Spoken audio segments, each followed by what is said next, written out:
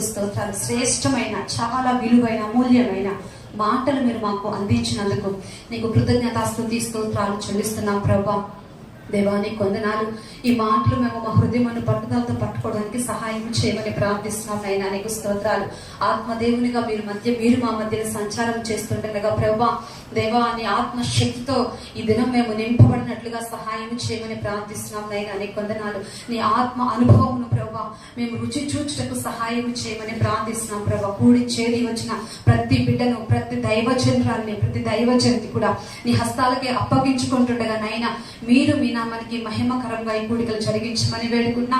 నిలబడి నన్ను సంపూర్ణంగా నీ సిలువ చాటున మరుగుపరిచి మీ నామాన్ని ఘనపరచుకొనమని యేసు నామమున ప్రార్థించి అడిగి పొందుకున్నాం తండ్రి.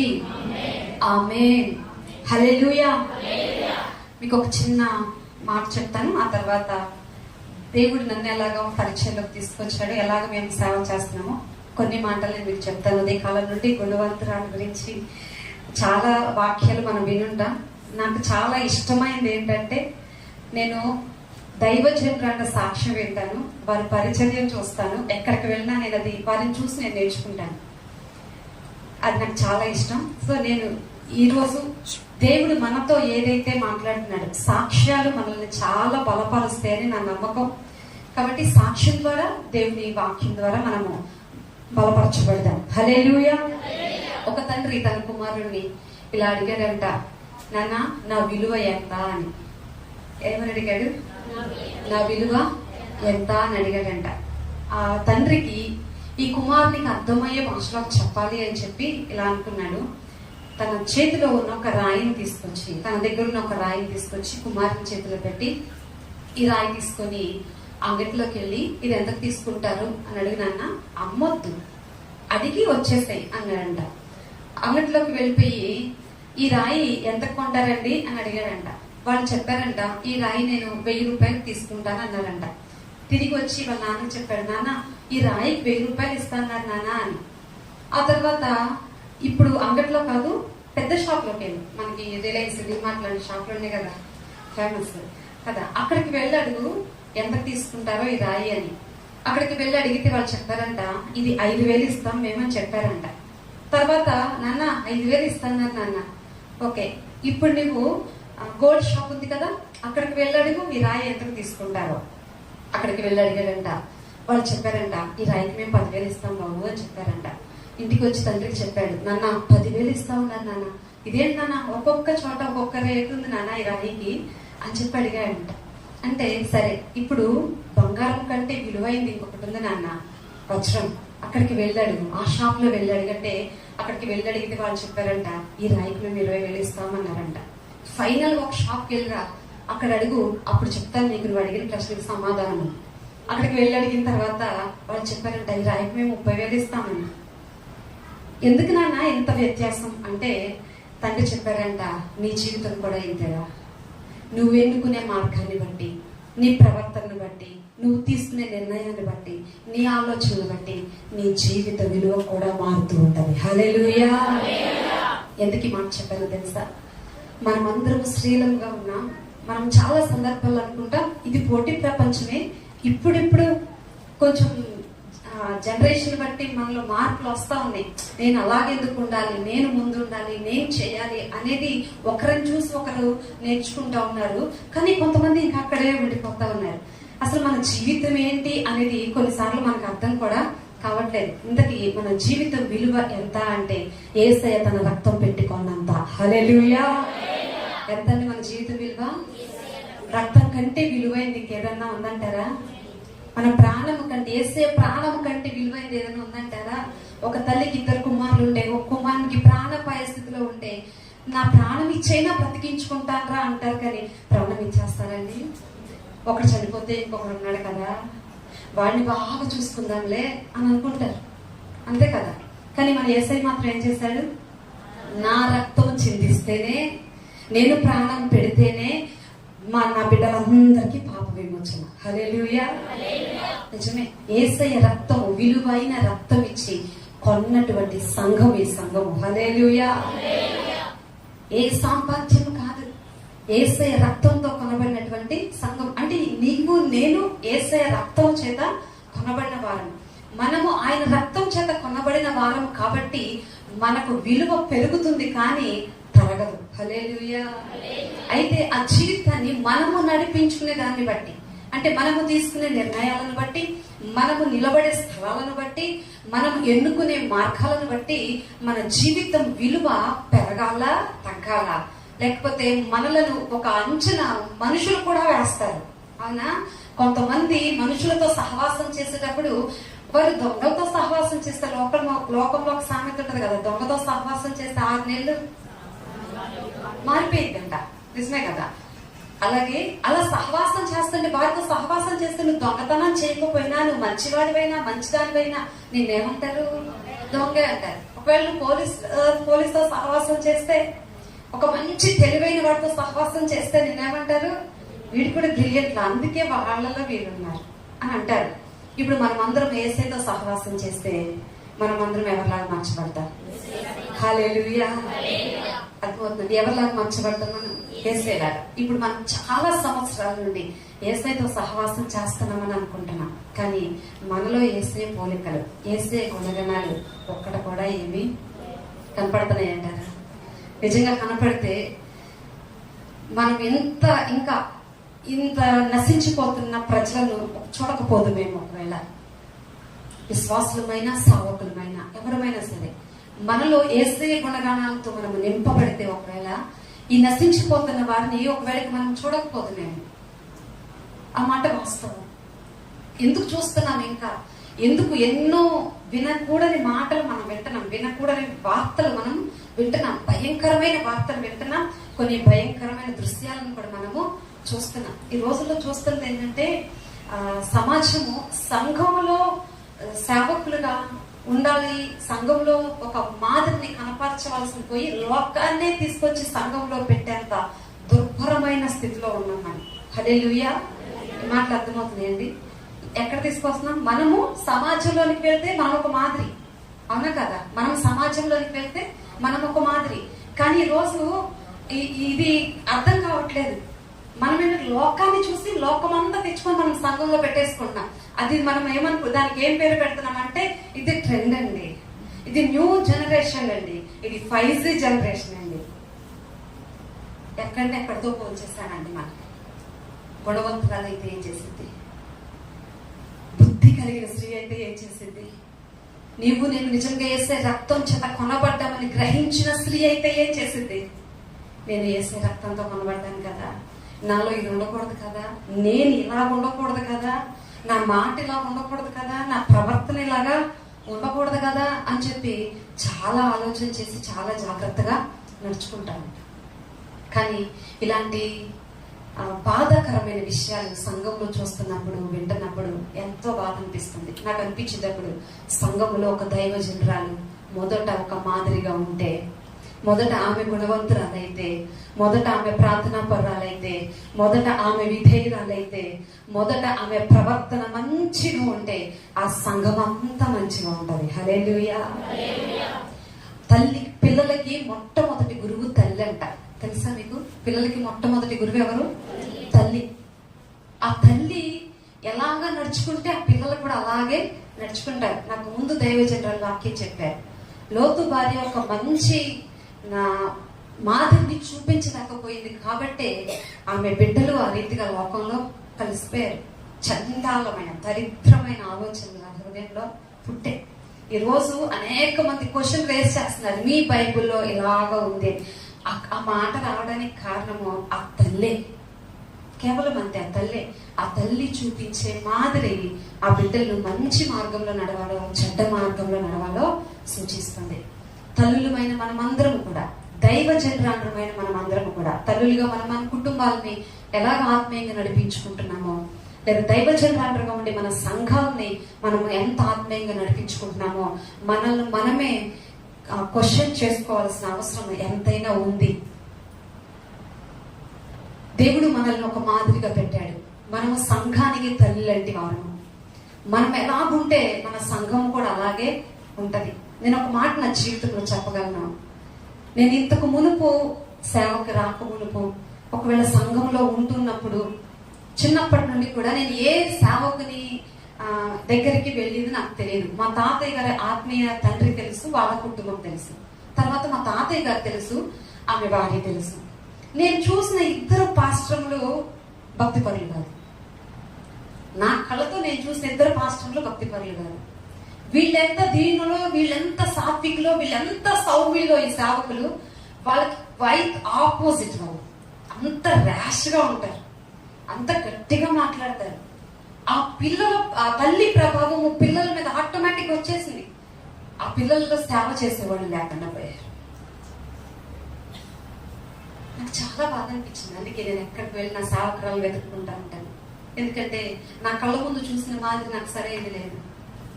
సేవకురాలు అంటే అసలు ఎలా ఉండాలి నాకు తెలియదు.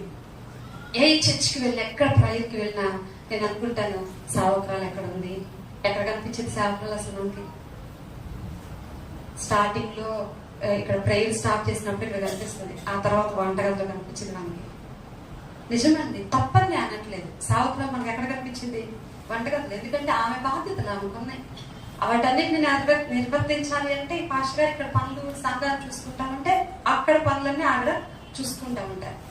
లాస్ట్ లో చూసేదాన్ని పాస్టర్ని. నేను ఆమె చూసిన దగ్గర నుంచి గమనిస్తా ఉండేదాన్ని. ఎక్కడికి వెళ్ళినా సరే పాస్టర్ ఎలా ఉంది, ఆమె అందరితో ఎలా మాట్లాడుతుంది. ఎందుకని అడగరు? ఎందుకంటే పాస్టర్ దేవుడు నన్ను సేవ చేయమని చెప్పారు. నన్ను సేవ చేయమన్న తర్వాత నాకు సేవ చేయడం ఇష్టం లేదు. మా తాతయ్య పాస్టర్ గారే, కానీ వాళ్ళ పిల్లలు ముగ్గురు ఉన్నారు కదా, వాళ్ళు ఎవరు పాస్టర్స్ లేరు. ఆ తర్వాత నా విషయంకి వచ్చేసరికి నాకు సేవ చేయడం ఇష్టం లేదు. నేనేమో ఒక అన్యుని వివాహం చేసుకున్నాను. ఆయనకేమో అసలు యేసు ప్రభు అంటేనే పడదు. దేవుని మహాకృప, ఆయన ఏదైనా ఒకటి చెయ్యాలి, ఆయన ప్రణాళిక ఒకటి ఉందంటే ఆయన ఎలాగైనా దాన్ని నెరవేరుస్తాడు. అంతే. ఆయన చేతిలో పడితే అది భయంకరం అంటే ఎవరు తప్పించుకోలేరంట. అలాంటి పరిస్థితులు నేను ఎదుర్కొంటా ఉన్నప్పుడు నేను నా సంఘంలో ఉన్న విశ్వాసం చూసి నేను నేర్చుకున్నానండి. హల్లెలూయా.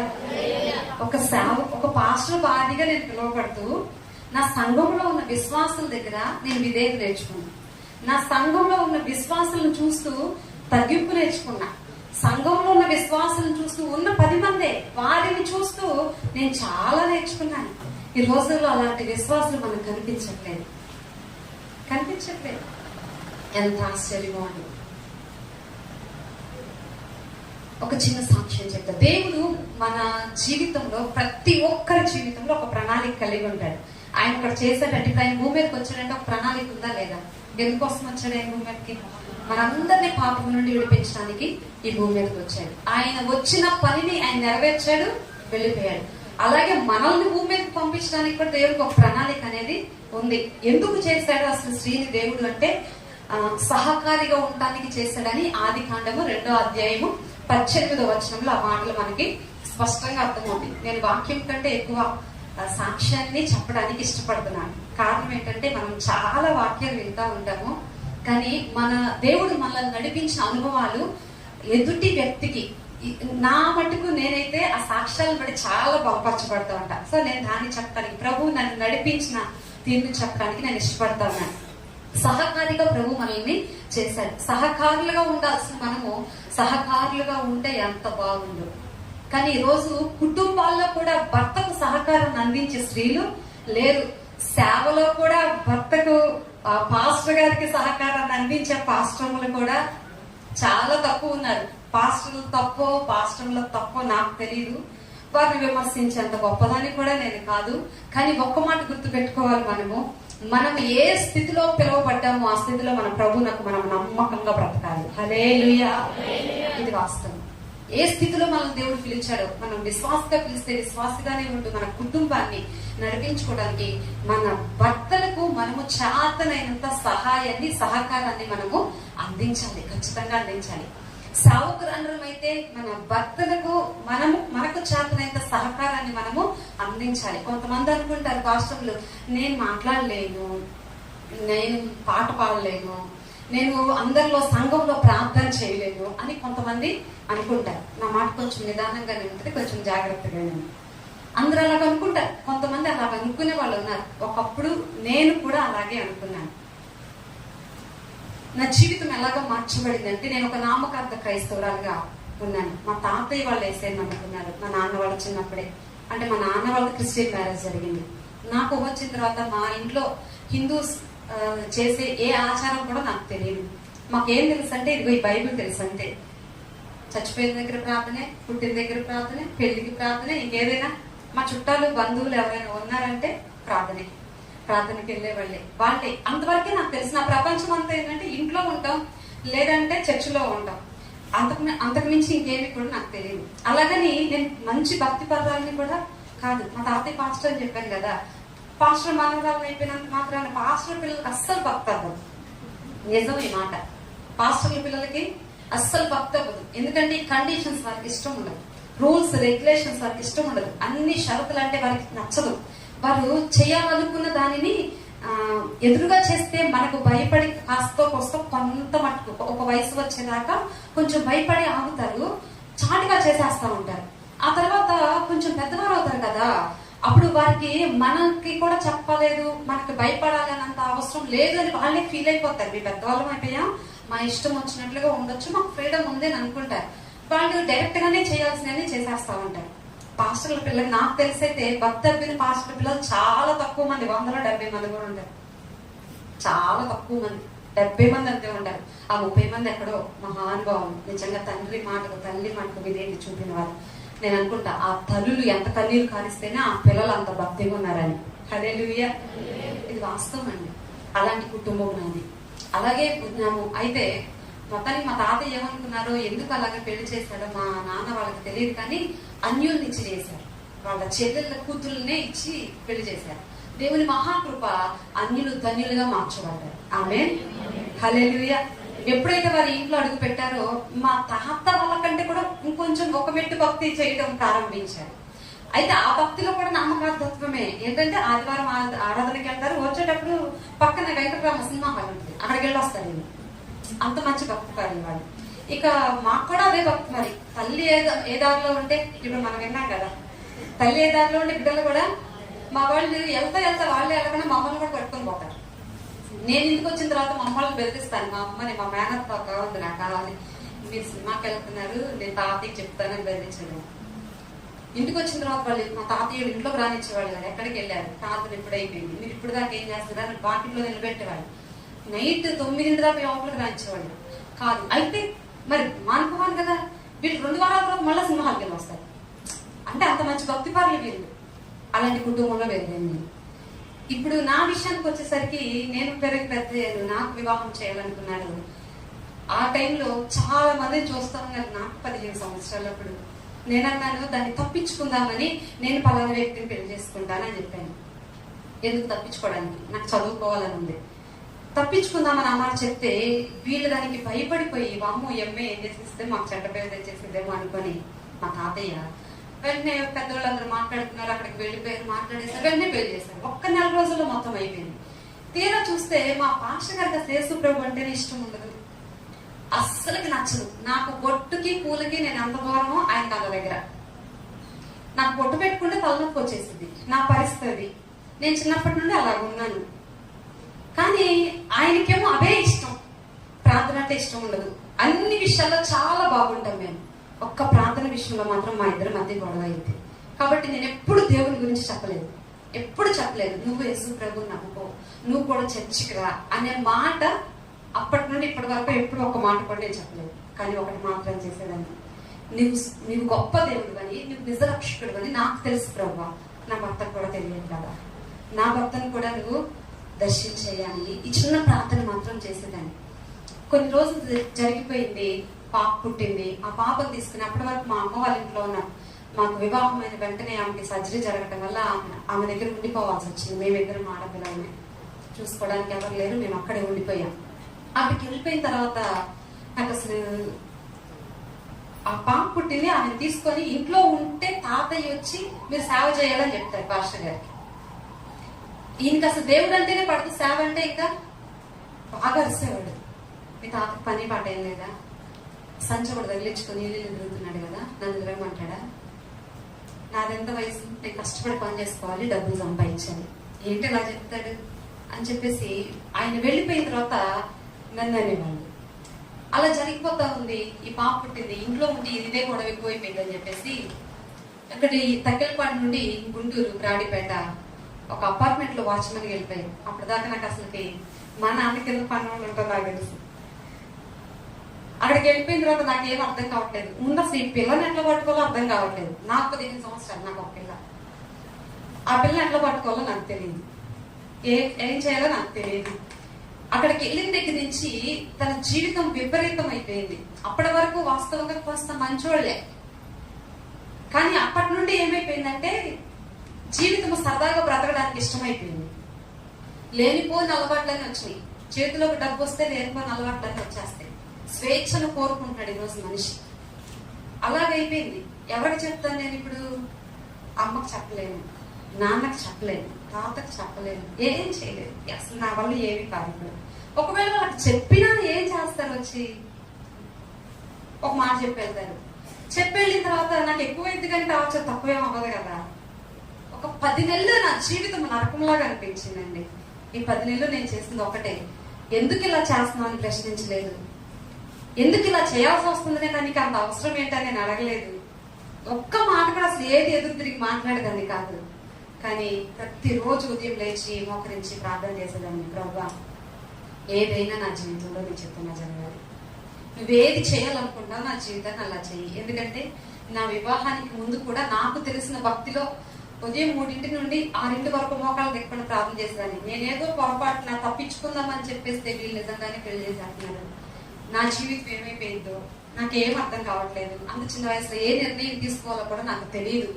అలాంటి పరిస్థితుల్లో నేను ఉండిపోయానని చెప్పేసి అప్పుడు ప్రార్థన చేశాను.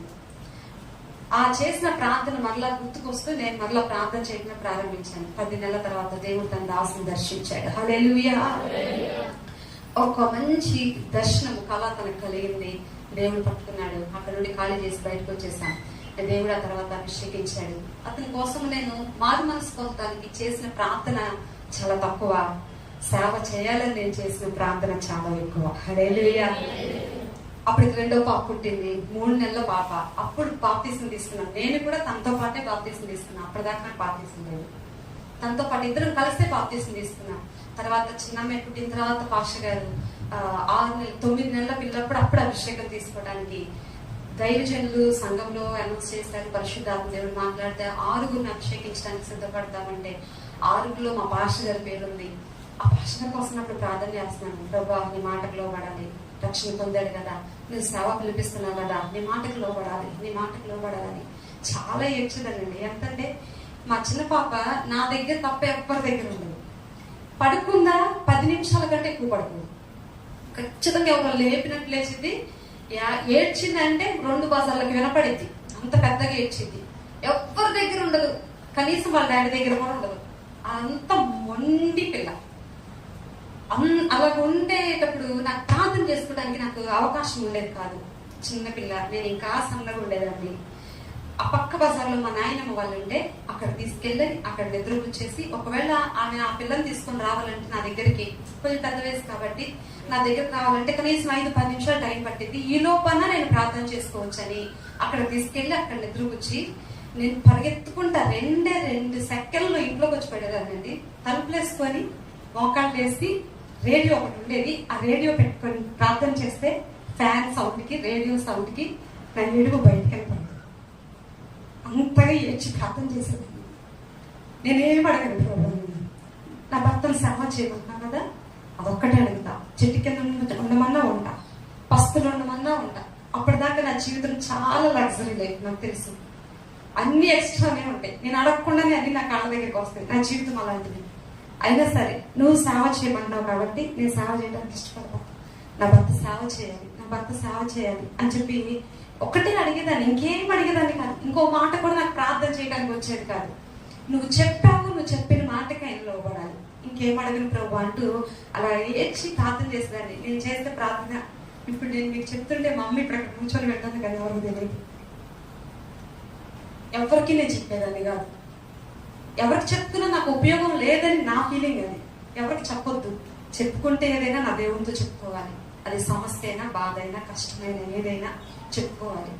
15 సంవత్సరాలకి వాళ్ళ దగ్గర నుంచి బయటకు వచ్చిన తర్వాత ఇప్పటికి 20 సంవత్సరాలు అయింది. ఈ రోజు కూడా మా అమ్మ దగ్గరికి వెళ్ళి నాకు ఇది బాగోలేదని కానీ, నాకు ఈ సమస్య ఉందని కానీ ఏ రోజు మా అమ్మకు చెప్పలేదు. ప్రతిదీ దేవునితోనే, దేవుడు నేను, దేవుడు నేను, అది తప్ప నాకు వేరే ప్రపంచం ఏమి లేదు. ఇంకా ఒక్క దేవుని విషయంలోనే పాస్టర్ వ్యతిరేకం, కానీ లోకపరంగా అయితే అలవాట్లు కొన్నిసార్లు కొన్ని ఉన్నా కానీ చాలా బాగా చూసుకుంటారు, చాలా ప్రేమిస్తారు. ఎవరంటే నన్ను ఒక చిన్న పిల్లలా చూసుకుంటారు. నాకు ఇప్పటికి కూడా రోడ్డు దాటం రాదు. నేను ఆయనతో పాటే వెళ్తాను. సిగ్నల్ దగ్గర రోడ్డు దాటాలంటే ఆయన చేపట్టుకొని వెళ్తాను. అలాగా చూసుకుంటారు నన్ను. కానీ దేవుని విషయంలో మాత్రం అవన్నీ ఇష్టం ఉండదు. అలాగా ప్రార్థన చేస్తూ ఉన్నాను. దేవుడు ఒకరోజు దర్శించాడు. అందరం ప్రార్థనలో కూర్చుంటే బిగ్గరగా ఏడుస్తున్నాడు. ఎందుకు ఏడుస్తున్నాడు అర్థం కావట్లేదు. ఏడుస్తున్నాడు. తర్వాత తాతయ్య ప్రేయర్ ఆపేసి అడిగాడు, ఏంటయ్యా ఏడుస్తున్నాడు, ఏమైందంటే కళ్ళు పూసుకున్నాడు. కళ్ళు తెలవట్లేదు అంటున్నాడు. నేను సేవ చేస్తాను తాత, నేను సేవ చేస్తాను, నేను ఉపవాసం ఉంటాను, నేను అభిషేకం తీసుకుంటాను, నేను సేవ చేస్తాను అంటే అలాగే దేవుడు దర్శించాడు. ఆ ప్రార్థన మీద దేవుడు దర్శించాడు. కొంచెం ఆలస్యమైంది ప్రార్థనకి జవాబు రావడం, కానీ ఆలస్యమైన దేవుడు ఈరోజు ఆశీర్వాదకరంగా వాడుకుంటున్నాడు. హల్లెలూయా. ఎందుకు ఈ మాట చెప్తున్నానంటే, ఈరోజు మనము ఎవరెవరికో చెప్పుకుంటే నా బాధ తీరిపోయింది అనుకుంటున్నాం. ఎవరెవరికో చెప్పుకుంటే నా కష్టాలు తీరిపోతాయి, వాళ్ళు ఎవరో నాకు సహాయం చేస్తారు అనుకుంటున్నాం. ఏం మనుషులు చెప్పుకున్నా మనిషి ఎంతవరకు సహాయం చేయగలడు, మనిషి ఎంతవరకు మన అక్కర్లు తీర్చగలడు, ఎంతవరకు మనల్ని ఆదరించగలడు, ఎంతవరకు మనకు సపోర్ట్ చేయగలడు. వాళ్ళకు కూడా కొన్ని లిమిట్స్ ఉంటాయి. ఆ లిమిట్స్ దాటి వారు చేయలేరు.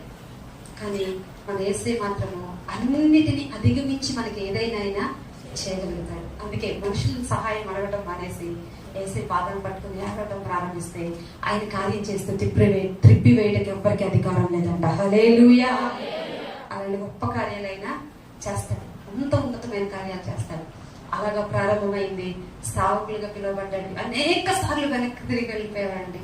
ఎందుకంటే వేరేదానికి కాదు, సేవకు వచ్చిన తర్వాత ఆయన దేవునికి దూరం అవడానికి గల మెయిన్ రీజన్ ఏదైనా ఉందంటే, నా భార్యను బిడ్డల్ని నేను పోషించుకోలేకపోతున్నా, వాడి కడుపు నిండా అన్నం పెట్టలేకపోతున్నా అనే చింత ఎక్కువగా ఉండేది ఆయనకి. నేనేమో దాని గురించి ఆలోచించవద్దు అంటాను, ఆయనేమో అదే గురించి ఎక్కువ ఆలోచిస్తూ ఉంటాను.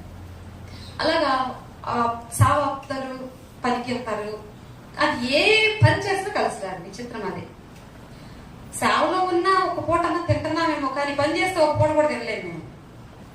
ఎందుకు అలా జరుగుతుందో తెలియదు. దేవుడు ఒక్కొక్కరికి ఒక్కొక్క పిలుపుని ఇస్తాడు. పని చేసుకొని సేవ చేసే వాళ్ళు కూడా ఉన్నారు.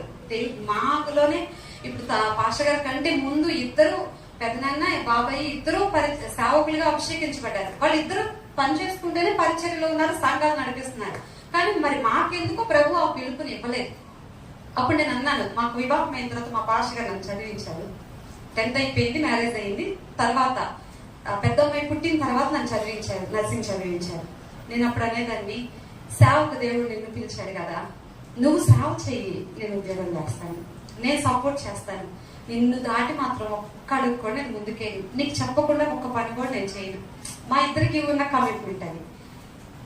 నువ్వు దాని గురించి ఆలోచించు మాకు అని చెప్పేసి ఇదే ఎక్కువగా చెప్తూ ఉండేదాన్ని. చెప్తుంటే అంటే బరువు మోసే వాడికి బాగా అర్థమైంది, అవునా కదా కదా. సావకులు కూడా మనం ఎంత చెప్తున్నా వారి బరువు మోస్తున్నారు. వాళ్ళ హృదయంలో ఉన్న భారం ఒకటి ఉంది, దాని గురించి వారికి చింత ఎక్కువగా ఉంటది. అయితే మనము ఇవ్వాల్సిన సపోర్ట్ మాత్రం వాళ్ళకి మనం ఖచ్చితంగా ఇవ్వాలి. అలా చెప్తూ వచ్చేదాన్ని. ఆ తర్వాత సరే సరే అనుకుంటా ఉన్నారు. ఆ తర్వాత అసలు జీవితం మీకు అక్కడ నుండి స్టార్ట్ అయింది. మేడవారి పాలెమో పరిచర్యకి వెళ్ళాము, అక్కడికి పంపించాడు. అక్కడికి వెళ్ళిన తర్వాత 5 విశ్వాసంతో అక్కడ పరిచర్య ప్రారంభించబడింది. అక్కడ పరిచర్య కూడా తాతయ్య వల్ల ఆత్మీయ తండ్రి బడుగు సుందరరావు పాస్టర్ గారు అక్కడ సేవలు స్టార్ట్ చేశారు. ఒక్క ఆత్మ కోసము గుంటూరు నుండి సైకిల్ మీద వెళ్లేవాళ్ళు. ఆయన ఒక్క ఆత్మ కోసం గుంటూరు నుండి సైకిల్ మీద వెళ్లేవాళ్ళు. అక్కడికి వెళ్ళిన తర్వాత వాళ్ళు లేకపోతే, అప్పట్లో పూరీలే కదండి, మా ఊరి పేరు మేడవారి పాలెం, కానీ అన్ని పూరీలే ఉంటాయి, మేడలు ఉండేవి కాదు అక్కడ, అన్ని పూరీలు. ఆ సూర్య అంచున అక్కడే పక్కనే చెరువు ఉంటది, ఆ చెరువులో నీళ్ళు తాగి వాళ్ళు వచ్చే వరకు అక్కడే పడుకునేవాడు. ఆయన బైబిల్ చదువుకోవటం, ప్రార్థన చేసుకోవటం, అక్కడే పడుకోవటం. ఒక ఆత్మ కోసం అంత ప్రయాసపడ్డాడు. ఆ దైవజనులు చేసిన ప్రార్థన, ఆయన కాచిన కన్నీరు ఈ రోజు ఆ ప్రాంతంలోనే ఒక గొప్ప కదలిక కలిగింది. హల్లెలూయా. ఆయన మిగిల్చిన ఆ పరిచర్యనే ప్రభువు మా ద్వారా చేపిస్తున్నాడు. హల్లెలూయా. ఆయన చాలా గొప్పవాడు. ఎలాగంటే చెప్పాను కదా పాస్టర్ గారి వ్యతిరేకమని. ఎంత వ్యతిరేకంగా ఉండడంటే ఇక్కడేమో మా ఇల్లు ఉంటది, ఇక్కడేమో చర్చి ఉంటది. చర్చి వైపుకి బాక్సులు తిప్పి సినిమా పాటలు పెట్టేవాడు, ప్రేయర్ టైంలోనే పెట్టేవాడు. అంత వ్యతిరేకం. వాళ్ళు వచ్చి అడిగితే నేను తగ్గించను, మా ఇంట్లో నేను పెట్టుకున్నా, మీ ఇష్టం, మీరు ఏదైనా చేసుకోండి అనేవాళ్ళు. అంత రూడ్గా బిహేవ్ చేసేవాళ్ళు. అయితే వాళ్ళు ఇంకేం చెప్పలేక, ఇంతో మాట్లాడలేక సైలెంట్ గా పక్కకి వెళ్ళిపోతారు. ఇప్పుడు ఆ సంఘంలోనే సేవ చేస్తున్నారు. హల్లెలూయా. వలసిన వాటికి, గర్వించిన వాటికి శిక్ష అనే మేత పెట్టి లోపరుచుకుంటారంట. కాకపోతే అలా లోపరుచుకోవాలంటే నా ప్రార్థన అవసరమైంది, నేను నల్లగొట్టబట్టం అవసరమైంది, నేను దేవుని చేత పిండబట్టం అవసరమైంది, కొన్ని శ్రమ దినాలు అనుభవించడము అవసరమైంది. అంటే ఒక మనిషి, ఒక వ్యక్తి పరిమళించాలి అంటే మొదట ఏం చేయబడాలి? ఆ వ్యక్తి కోసం ఇంకొకరు నలగొట్టబడాలి. ఎంత వ్యతిరేకించాడో, ఎంత అసహించుకునేవాడో, ఎంత చేదరించుకునేవాడో, ఎంత తిరుగుబాటు చేశాడో, ఈ రోజు అంతకు మించి రోషంతో సేవ చేస్తున్నాడు. హల్లెలూయా. చాలా మంది సేవకులకు కూడా తెలుసు, అంతకంటే ఎక్కువ రోషంతో సేవ చేస్తున్నాడు. నేను ఆయన సేవకుడు అవ్వాలని ప్రార్థన చేశాను, కానీ ఈ రోజు ఆయనకి మొదటి శిష్యురాలిని నేను. హల్లెలూయా. ఈ మాట కూడా నేను మీతో చెప్తాను. ఎలాగ నేను శిష్యురాలిని అయ్యానంటే, నేను ఉద్యోగం చేస్తానని చెప్పాను కదా. తర్వాత దేవుడు సావుకుల ద్వారా, తాతయ్య గారి ద్వారా నాతో మాట్లాడడం ప్రారంభించాడు. ఏమని? నీ భర్త ఒక్కడనే పిలవలేను, నేను నిన్ను కూడా నాకు సేవ చేయమని పిలిచాను. ఇప్పుడు సేవ చేయాలి. నేనన్నాను, ఒకళ్ళు సేవ చేస్తే చాలు నాకు, నీకు నేనెందుకు నీకు, అయినా నేను ఎక్కడికి వెళ్తున్నాను, వాళ్ళు ఎక్కడికి వెళ్తే వాళ్ళ వెనక మళ్ళీ నేను వెళ్తున్నాను కదా అంటే, పాస్టర్లందరూ ఈ మాటకి కాస్త కొంచెం జాగ్రత్తగా వినాలని ఆశపడుతున్నాను.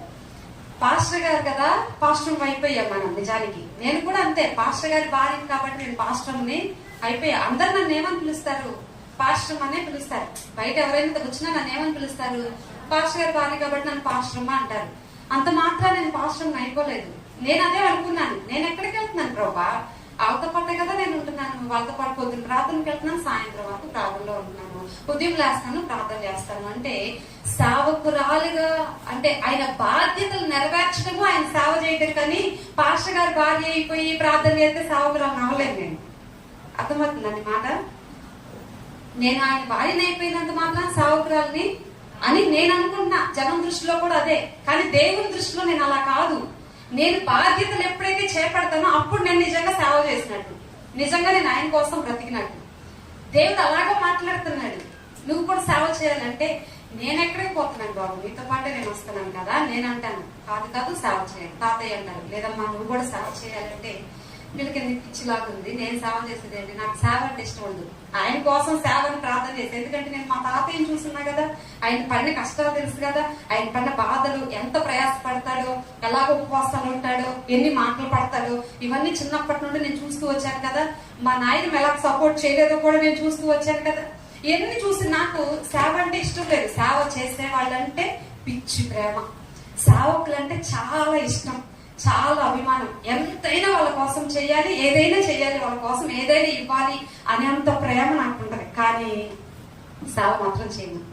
నేను ఇదే చెప్పేదాన్ని, తాతయ్య చెప్పినా, పాస్టర్ గారు చెప్పినా ఇదే చెప్పేదాన్ని. అంటే వాళ్ళు అంటారు, కాదు కాదు నువ్వు చేసేవి ఏమీ అవసరం లేదు. మన బయటలో ఒక మాట ఉంటది కదా, నీ ఏకైక కుమారుడు నాకు వద్దు, మొదటి కుమారుడు నాకు వద్దు, కొండల మీద పశువులు నాకు వద్దు, ఇంకేం వద్దు. కానీ ఏం కావాలి ఆయనకి? మనమే కావాలి. హల్లెలూయా. ఎవరు కావాలంటే ఆయనకి? మనం కావాలి. నువ్వు ఇచ్చేవన్నీ నాకు వద్దు తల్లి, ఇప్పుడు నాకు నువ్వే కావాలి అంటున్నాడు ఆయన. నేనేమో నేను ఇస్తాను, కానీ నేను మాత్రం నీ దగ్గరకు రాను అంటాను. నేను ఆ పని ఒక్కడే చేయమని చెప్పొద్దు, ఇంకేదైనా చెప్పు నాకు నువ్వు అంటాను నేను. ఒకరోజు ఇలాగా ప్రార్థన చేస్తా వచ్చాను, వీళ్ళు చెప్తుండగా నేను కూడా ప్రార్థన చేస్తున్నాను. ఏంటి ప్రభు, నాకు ఇది శోధనలా ఉంది, నేను చేయనంటే వీళ్ళు చేయమంటున్నారు అని చెప్పేసి. అంటే రోజు దేవుడు నాతో మాట్లాడాడు, శారాను నా ముందు పెట్టాడు. అబ్రహాంతో మాట్లాడా దేవుడు, శారాతో మాట్లాడా. అబ్రహాంతో పాటు శారా వచ్చారా లేదా? ఇప్పుడు దేవుడు నన్ను అన్నాడు, నేను నీ భర్తను పిలిచాను, నీ భర్తను పిలిస్తే నువ్వు ఎక్కడ ఉండాలి? పక్కన ఉండాలి కదా. నీ భర్త ఏ పని చేస్తే నువ్వేం చేయాలి? ఆ పని చేయాలి కదా. ఈరోజు సావుకు రాళ్ళంగా ఉన్న మనం ఏం చేస్తున్నామంటే, ఆయన పాస్టర్ గారు కాబట్టి మనం పాస్టర్ అనుకుంటున్నాం, కానీ సంఘం మీద ఆయన అంటే దైవజనుడు కలిగి ఉన్న భారము, ఆయన చేసే రోషంతో సేవ, ఆ కన్నీరు కార్చే విధానము, ఆయన పరితపించుకోవడం ఆ సంఘం కోసము, ఆయనలో ఏదైతే ఉందో అది మనలో కనపడుతుందా? ఈరోజు చాలా సంఘాల్లో కనపడలేదు అది. ఇది నిజం, వినడానికి కొంచెం కష్టంగా ఉన్నా కానీ ఇది నిజం. దాన్ని అర్థం చేసుకుని దేవుని పిలుపును అందుకుని వెంటనే లోబడి సేవ చేసే సంఘాలేమో వర్ధిల్లుతున్నాయి. ప్రసంగి గ్రంథంలో మాట ఉంటుంది 4వ అధ్యాయంలో. అదే మాట అంటే ఒకసారి నేను చదువుతా చూడండి. ప్రసంగి గ్రంథము 4వ అధ్యాయము 9-10 వచనాల్లో ఒంటరిగాడంట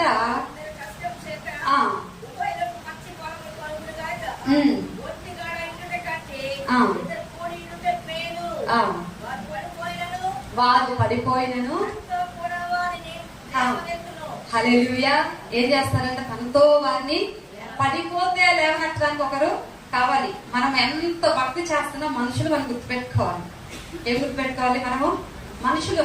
సేవకుడైనా ఇప్పుడు ఆయన మనిషే, కానీ ఆయనలో దేవుడు పెట్టిన భారము గొప్పది. కాబట్టి వారికి ఒక ప్యాషన్ ఉంది, నేను ఇలా బ్రతకాలి, నా దేవుడు నాకు ఇచ్చిన సంఘాన్ని నేను ఇలాగ చేయాలి, ఇలాగ నడిపించాలని ఒక భారం వారికి ఉంది. ఆ భారంతో మనం కలిసామనుకోండి, కొన్ని సందర్భాలు ఇక్కడ బాగా బల్లబుద్ధి వాక్యం చెప్పి ఇంటికి వస్తారు. ఇంటికి వస్తే ఇంట్లో ఏముండదు, ఇంట్లో భార్య మాట ఉండదు, ఇంట్లో బిడ్డల మాట ఉండదు, కొన్ని పరిస్థితులు అనుకూలించారు. అప్పుడు మన సహకారం వాళ్ళకి అవసరమా కదా? ఎంతో కొంత ఆలోచిస్తారుగా, మనుషులు కదా, కొంచెం తగ్గుతాం కదా, కొంచెం వెనకాడతాం కదా, కొంచెం భయము, కొంచెం ఆందోళన వారి హృదయాల్లో కలుగుతుంది కదా. ఆ సమయంలో మనముండి ఎందుకయ్యా ఆలోచిస్తారు, ఇద్దరం కలిసి ప్రార్థన చేద్దాము, దేవుడి ద్వారా తెలుస్తాడులే, దేవుడు సహాయం చేస్తాడులే అని మనం చెప్పగలిగితే ఈ రోజు సేవ ఇంకెంత ఘనంగా జరుగుతుందో. హల్లెలూయా. ఇది వాస్తవం అండి. ఈ రోజు ఇంకెంత ఘనంగా సేవ జరుగుతుందో. గుణవంతురాలు అంటే ఇలాగుంటే నిజంగా గుణవంతులమే, ఇలా ఉంటే నిజంగా బుద్ధివంతులమే మనం. ఈ రోజు ఇలా కనిపించేవాళ్ళు లేరు. ఫ్యాషన్ గా రావాలి. ఒక పాస్టర్మే ఫ్యాషన్ గా రెడీ అయ్యొచ్చింది. ఈ పాస్టర్మ చెప్పే బోధ వినే కంటే ఈ పాస్టర్మ డ్రెస్సింగ్, ఈ పాస్టర్మ టాకింగ్ అంటే ఆమె ఎలాగా మాట్లాడుతుంది, వీటన్నిటిని బాగా అబ్జర్వ్ చేస్తుంది సంఘం. ఇప్పుడు మా పాస్టర్ అలాగుంది, పాస్టర్ పిల్లలు ఎలాగున్నారు, మేము అలాగుండాలి, మేము ఇలాగుండాలి. అవునా కదండి? ఇది వాస్తవం.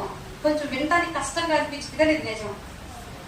పాస్టర్మే ఒక మాదిరిని ఇవ్వలేకపోతే, తల్లి ఒక మాదిరిని ఇవ్వలేకపోతే సంఘానికి, ఈ రోజు సంఘాలు అలాగే ఉన్నాయి. జనరేషన్ బట్టి సంఘాలు మారిపోవాలంట. ఒక డ్రెస్ కూడా వచ్చేస్తే పెట్టుకోండి, తప్పలేదు, మంచిగా నిండుగా పెట్టుకోండి, బాగుంటుంది. ఒళ్ళంతా కప్పుకోవడానికి బట్టలు కానీ చూపించుకోవడానికి కాదు. ఈ మాటలు ఇష్టం ఉండదు చాలా మంది. ఈరోజు ఎంత తక్కువ బట్టలు వేసుకుంటే అంత సెలబ్రిటీ. సంఘం కూడా అలాగే ఉంటుంది, పాస్టర్మే అలా ఉంటుంది. ఒక మాట చెప్పాలంటే మనం ఏ మాదిరి ఇస్తామో సంఘానికి మన బిడ్డలు అలాగే పెరుగుతారు. హల్లెలూయా. ఈ రోజుకి 15 సంవత్సరాల నుండి ఎప్పుడు మా సంఘంలో తెల్లబాట్ల గురించి మేము చెప్పలా.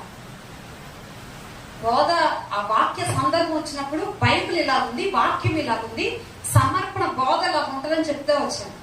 వాళ్ళు మమ్మల్ని చూస్తున్నారు. ఈరోజు నేను చెప్పలా, వాళ్ళే పట్టుకొని వస్తారు. ఈరోజు మమ్మల్ని చూస్తున్నారు. మేమేమి నేర్పించలే, ఇలాగుండు ఇలాగుండు ఇలా ఉంటేనే భక్తుని మేము చెప్పట్లా. మా ప్రవర్తన వాళ్ళు చూస్తున్నారు. నేను ఒకటి నమ్ముతాను, మన బోధ కంటే మన బ్రతికే గొప్ప సాక్ష్యం. హల్లెలూయా. నిజమండి, మన బోధ కంటే మన బ్రతికే గొప్ప సాక్ష్యం. నువ్వెంత బల్లబుద్ధి బోధ చేసావా కాదు ఇక్కడ సమస్య.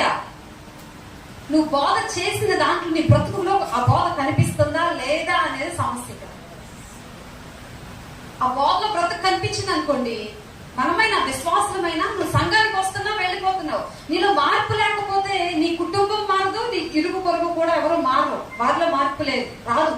ఎందుకంటే మార్పు మొదట మనలో రావాలి. మనం మందిరానికి వస్తున్నాం, మనం వాక్యం వింటున్నాం, మనము వాక్యం చేత దర్శింపబడుతున్నాం. కానీ మన హృదయాన్ని కఠినపరుచుకుంటూ, వాక్యాన్ని నెట్టివేసుకుంటూ, మన ఇష్టాలు నెరవేర్చుకుంటూ వెళ్ళిపోతున్నాం. కానీ వాక్యానికి లోబడే మనసు మాత్రం మనకు రావట్లేదు.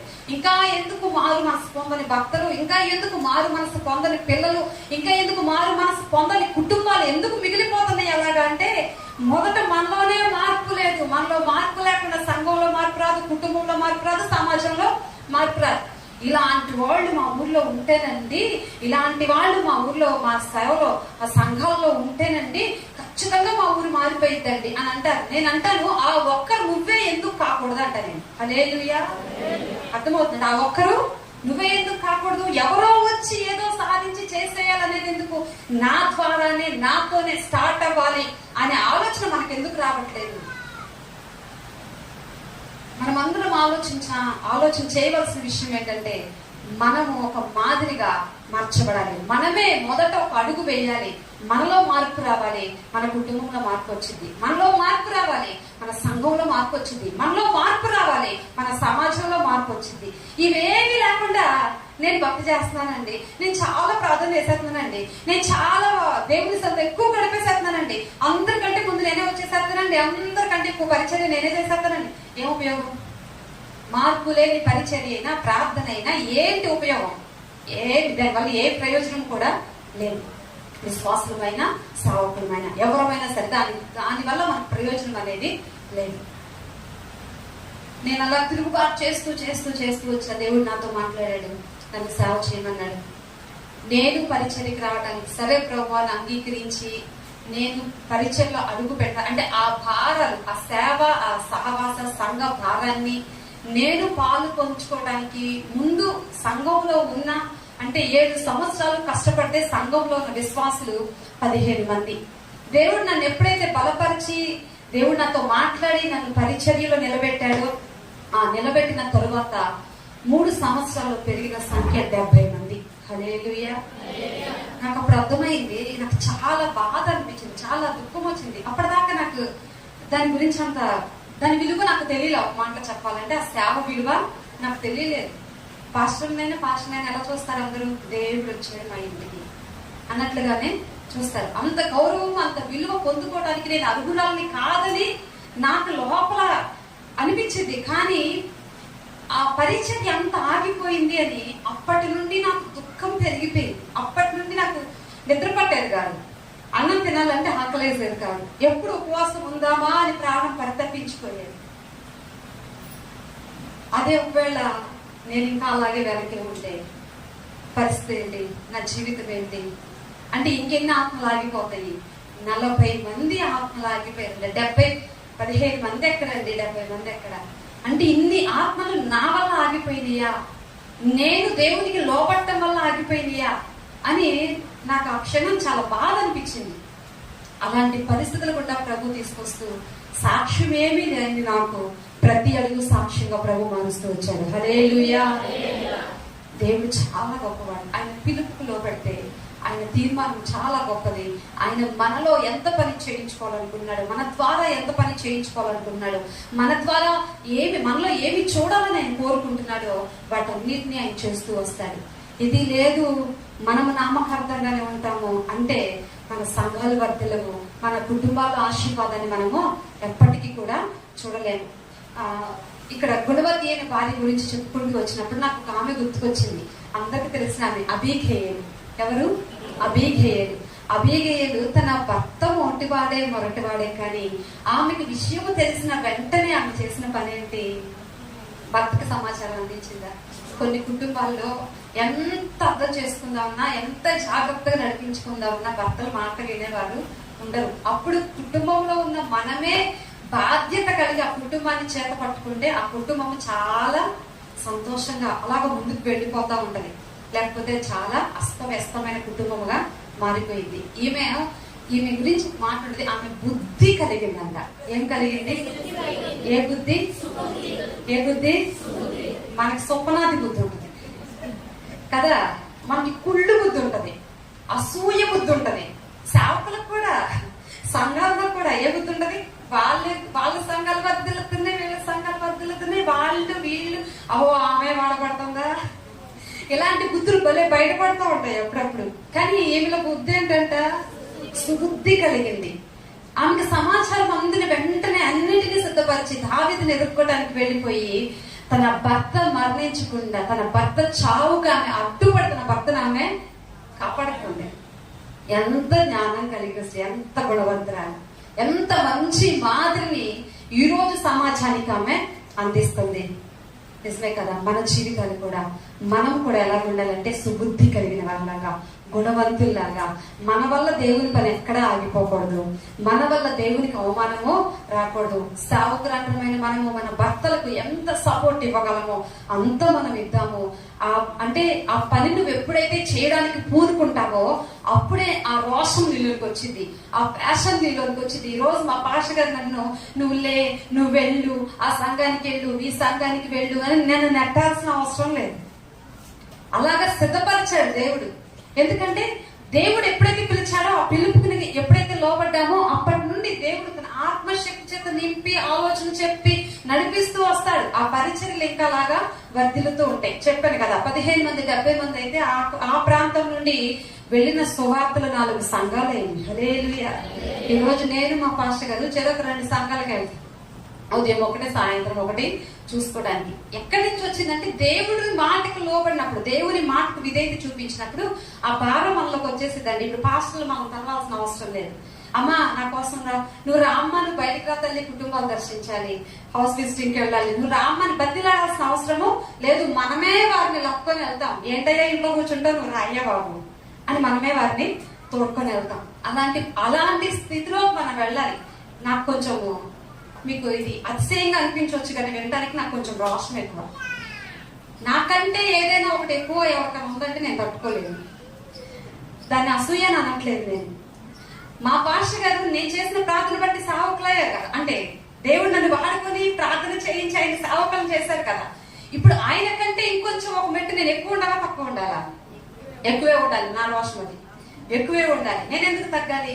ఒకవేళ ఆయన తగ్గితే ఆయన తగ్గనివ్వకూడదు, నేను తగ్గకూడదు. నా రోషము.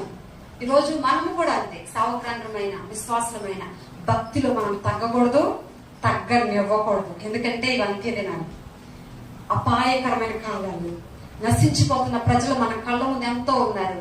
నాదొక్కటే ప్రార్థన ప్రతిరోజు, కడవరి ఉత్సవం మా ద్వారా రగిలించబడాలయ్యా. సేవకులు ఎంతమంది ఉన్నారో, సేవకురాండ్రు ఎంతమంది ఉన్నారో ఒక్కొక్కరు నడుము కట్టుకొని పనిచేయాలయ్యా. భారంతో, కన్నీటితో, రోషంతో పనిచేయాలయ్యా. ఇది నేను చేసే పని కాదని ఇంకా మూతి ముడుచుకొని కూర్చునే రోజులు కాదు ఇవి. ఇంకా సైలెంట్ గా ఉండే రోజులు కాదు ఇది. రోషంతో బ్రతకాల్సిన రోజులు ఇవి. దేవుని సువార్తను ప్రకటించాల్సిన రోజులు ఇవి. ఆ నశించిపోతున్న ఆత్మల కోసం భారముతో, కన్నీటితో మొర్రపెట్టి బలిపెట్ట పడుకొని గోజాడాల్సిన రోజులు ఇవి. ఇంకా మనకు సమయం లేదు. సమయం కొంచెమే ఉందని అపవాదికి అర్థమైపోయింది. అది చెలరేగుతోంది. సమయం కొద్దిగా ఉందని మనకు అర్థమవుతుంది. మనం వింటున్నాము కానీ మనకు మాత్రం చల్లం కూడా ఉండట్లేదు. ఎంత బాధ, ఎంత వేదన తలుచుకుంటే. మనకి చాలా పనులు ఉంటాయి. వాస్తవానికి వాళ్ళకంటే మనకే ఎక్కువ పనులు, ఎక్కువ బాధ్యతలు మనకి ఉంటాయి. అయినప్పటికీ కూడా నీకు దేవుడు సామర్థ్యం ఇచ్చాడు. దేవుడు నిన్ను తన శక్తితో నింపుతున్నాడు. నీవు ఆ పనిని చెయ్యగలవని నిన్ను నమ్మి నీకు ఇచ్చాడు. ఊరికే నీకు ఇవ్వలేదు.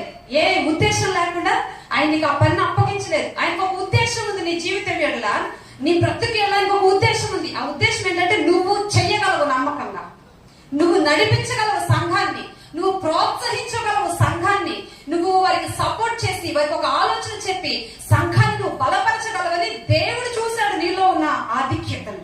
అందుకనే మనుషులు కావాలనుకుంటే, కోరుకుంటే వచ్చేది కాదు. కానీ ఇది ఖచ్చితంగా దేవుని ఏర్పాటులో ఉంటే మాత్రమే వచ్చేది.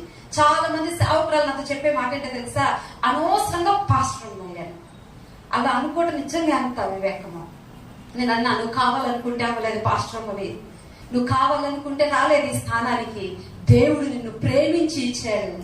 ఏ యోగ్యత లేని నన్ను, ఏ జ్ఞానము లేని నాకే దేవుడు ఎంత కృపనించి వాడుకుంటే ఇక మిమ్మల్ని ఎంత వాడుకోవాలి? నాకు మాట్లాడటం రాదు, నాకు పాట పాడటం రాదు, కలుపుకునే స్వభావం నాకు తెలియదు. సంఘంలో ఉన్న వాళ్ళందరూ నన్ను చూసామనుకుంటారంటే మా పాస్టర్మ అని చెప్పుకోవడానికే పనికొచ్చేదాన్ని. కానీ ఇంకా దేనికి పనికిరాని సంఘంలో ఏదైనా కష్టం వచ్చిందంటే, బాధ వచ్చిందంటే పాస్టర్ గారి దగ్గరికి వెళ్తారు, పాస్టర్ గారితో మాట్లాడతారు, ప్రార్థన చేయించుకుంటారు, వెళ్ళిపోతారు. ఒక ముద్దులా కూర్చునేదాన్ని. అది నా జీవితం. అక్కడ బండెక్కానంటే ఇంటికి వచ్చేదాకా తిట్లే నాకు. నువ్వు ఎట్లా పాస్టర్ అయ్యావా? వాళ్ళతో మాట్లాడాలి కదా. స్త్రీలతో ఎవరు మాట్లాడతారు? స్త్రీలే మాట్లాడాలి. అన్ని నాతో ఏం చెప్పుకుంటారు వాళ్ళు అని అక్కడ పంచాంగం మొదలు పెడితే ఇంటికి వచ్చిందాక నాకు మాట్లాడటానికి ఏముండదు. తప్పు ఉంది కదా, ఏడవడం తప్ప నాకు రెండోది తెలియదు. ఇంకా అలాంటి జీవితం నాది. కానీ ఈరోజు దేవుడు ఎలా చేశాడు? ఆయనతో సంబంధం లేకుండా ఎక్కడెక్కడో సువార్త తీసుకుని పోతూ ఉంటాడు. హల్లెలూయా. నాకు జ్ఞానం లేదు, నాకు తెలుసు, నా తెలివి ఏంటో, నా జ్ఞానం ఏంటో నాకు బాగా తెలుసు, నా శక్తి ఏంటో నాకు బాగా తెలుసు. కానీ దేవుని ఆత్మ మనల్ని ప్రేరేపిస్తున్నప్పుడు, ఆత్మ శక్తితో మనం నింపబడుతున్నప్పుడు మనం మౌనంగా ఉండలేమండి. వారు మౌనంగా ఉన్నా మనం మౌనంగా ఉండలేము. మన ఆత్మ నిద్రపోనివ్వదు మనల్ని.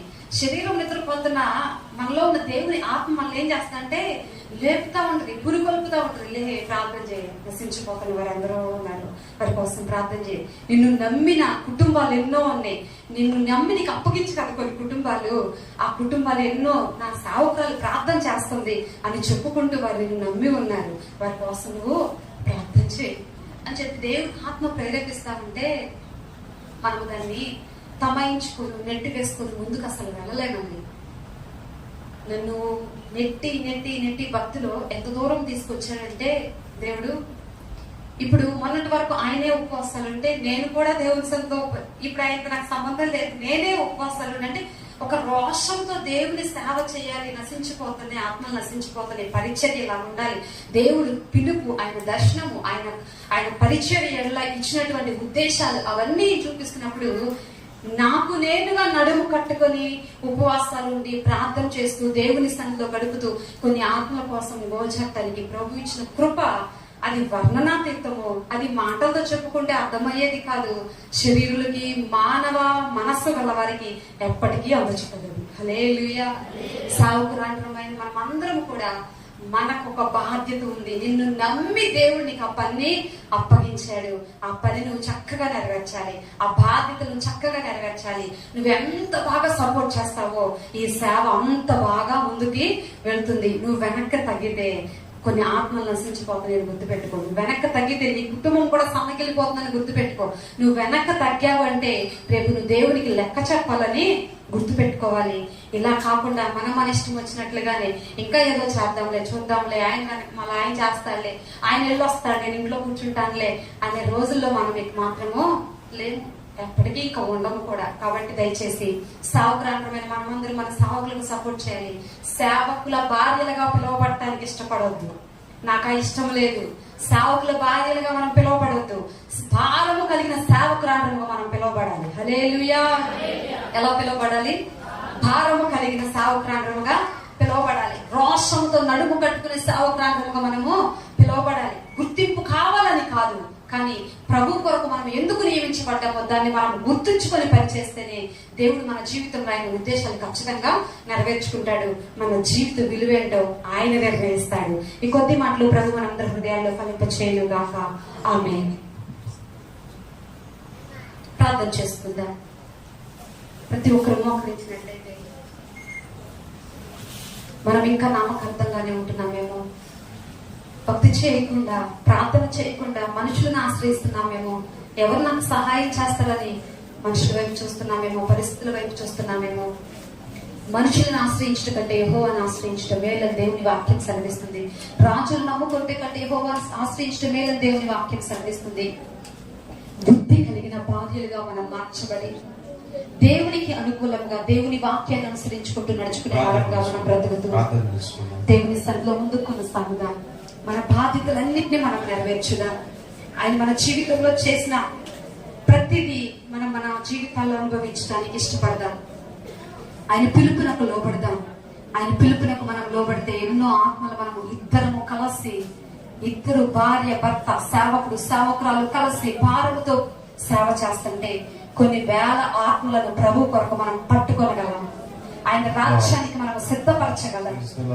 దయచేసి సుబుద్ధి కలిగిన భార్యలాగా, మెలకువ కలిగిన భార్యలాగా, జ్ఞానము కలిగిన భార్యలాగా, అబీగేలు వలె గుణవంతురాలైన భార్యలాగా మనం మార్చబడదాం. పరిశుద్ధుడానికి స్తోత్రాలు చెల్లిస్తున్నాం నాయనా. అయ్యా, మేము విన్నటువంటి మాటలన్నింటినీ మా హృదయాల్లో భద్రపరచండి అయ్యా. వినటానికి బాగున్నాయి అని విని విడిచిపెట్టేవారమ్మా మేము ఉండకూడదయ్యా. ఒక రోషంతో మేము మార్చబడాలి ప్రభువా. ఆత్మశక్తితో మేము నింపబడాలి ప్రభువా. ఏదో పాస్టర్ గారి భార్యలాగా మా బ్రతుకులు ఉండకూడదయ్యా. అయ్యా, బాధ్యత కలిగినటువంటి పాస్టర్లుగా మేము ఉండాలయ్యా. రోషంతో ప్రార్థించే భార్యలుగా పాస్టర్లుగా మేము ఉండాలి ప్రభువా. నీ కొరకు నడుము కట్టుకొని పనిచేసే పాస్టర్లుగా మేము ఉండాలయ్యా. మా కర్తవ్యాన్ని నెరవేర్చే పాస్టర్లుగా మేము ఉండాలయ్యా. గుణవంతురాలైన భార్యలుగా మేము ఉండాలయ్యా. సుబుద్ధి కలిగిన, జ్ఞానము కలిగిన భార్యలుగా మా బ్రతుకులు ఉండాలి ప్రభువా. మమ్మలను బట్టి మా కుటుంబములు, మమ్మలను బట్టి మా సమాజము ఆశీర్వాదకరంగా మార్చబడాలి ప్రభువా. మమ్మల్ని దాటిపోని దేవా, మా ఎడల నీ ఉద్దేశాలన్నీ నెరవేర్చండి అయ్యా. ఇదిగో ఈ సాయంకాల సమయమున నీ హస్తాలకు మమ్మల్ని మేము అప్పగించుకుంటుండగా ప్రభువా, మా జీవితాలు అనేకులకు ఆశీర్వాదకరంగా మార్చండి. ఎందుకు మమ్మలను భూమి మీదకి పంపించారో మా జీవితాల్లో నీ ప్రణాళిక అంతటినీ మీరు నెరవేర్చమని ప్రార్థిస్తున్నాం ప్రభువా. నీకు స్తోత్రాలు. నశించిపోతున్న ఆత్మల కోసము భారం కలిగి, రోషం కలిగి, కన్నీటితో బలిపీఠం పట్టుకొని విజ్ఞాపన చేసే ఆత్మతో మమ్మల్ని నింపండి యేసయ్యా.